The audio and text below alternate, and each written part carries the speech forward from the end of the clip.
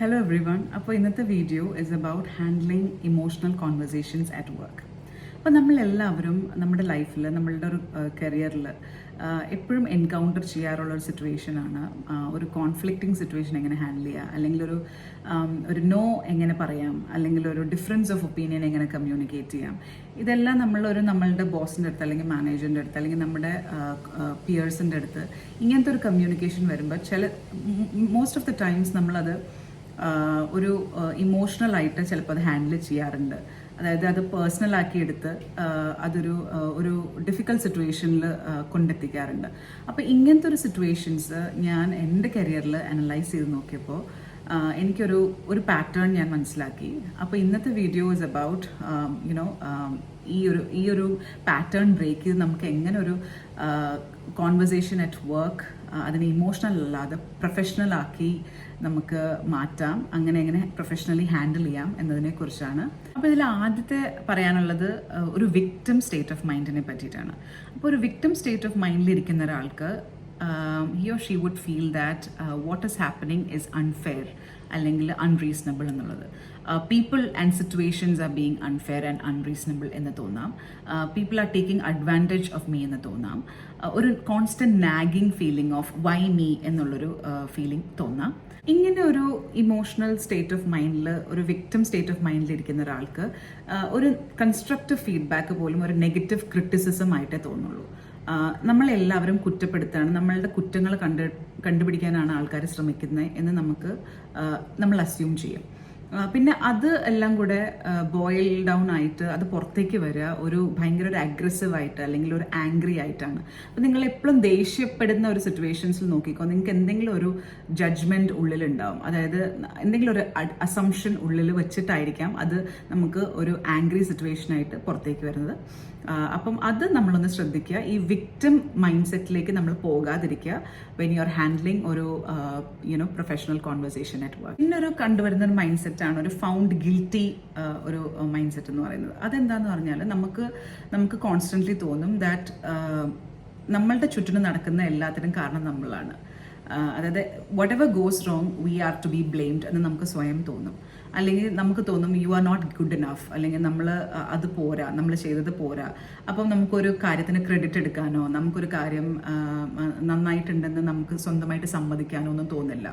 ഇതൊരു ഇമ്പോസ്റ്റർ സിൻഡ്രത്തിൻ്റെ ഒക്കെ ഒരു ക്ലോസ് റിലേറ്റീവ് ആയിട്ടും കൂടെ വരും. അപ്പം ഈ ഒരു മൈൻഡ് സെറ്റിൽ ഇരിക്കുമ്പോൾ നമ്മളങ്ങ് ഉള്ളിലേക്ക് ഭയങ്കരമായിട്ട് ഷ്രിങ്ക് ചെയ്തു പോകും. അതായത് എപ്പോഴും നമ്മളെ ഒരു ഡിഫെൻഡ് ചെയ്യാനുള്ളൊരു അല്ലെങ്കിൽ ഡിഫെൻഡ് ചെയ്യാന്നല്ല, നമുക്ക് ഫാക്ട്സ് നമ്മൾ കാണില്ല, നമ്മളെ ഇമോഷൻസ് ടേക്ക് ഓവർ. അപ്പം നമ്മളൊരു ഫിയർ ആയിരിക്കും, നമ്മൾ എന്തെങ്കിലും പറഞ്ഞാൽ അത് തെറ്റാണോ ശരിയാണോ, അപ്പം നമ്മൾ പ്രതികരിക്കുകയില്ല, ഒരു പാസീവ് സ്റ്റേറ്റ് ഓഫ് മൈൻഡിലേക്ക് പോകും. അപ്പം ഈ ഒരു വിക്ടിം ഇതിൽ വരുമ്പോൾ നമ്മളൊരു ഭയങ്കര അഗ്രസീവ് ആവും.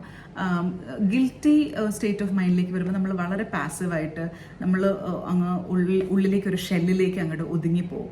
അപ്പോൾ ഈ രണ്ട് സിറ്റുവേഷൻസും ഒന്നിലൊന്ന് it is worse because this is not the way you actively അല്ലെങ്കിൽ ഒരു പാസീവ് അഗ്രസീവ് അല്ലാതെ നമ്മളൊരു പ്രൊആക്റ്റീവായിട്ട് നമ്മളൊരു കോൺവെർസേഷൻ ഹാൻഡിൽ ചെയ്യുന്ന ഒരു രീതി അല്ല ഇത് രണ്ടും.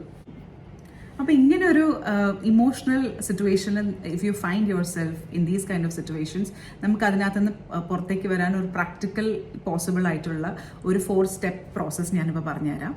അപ്പം ആദ്യം നമ്മൾ അതിൽ റിയാക്ട് ചെയ്യാതിരിക്കുക.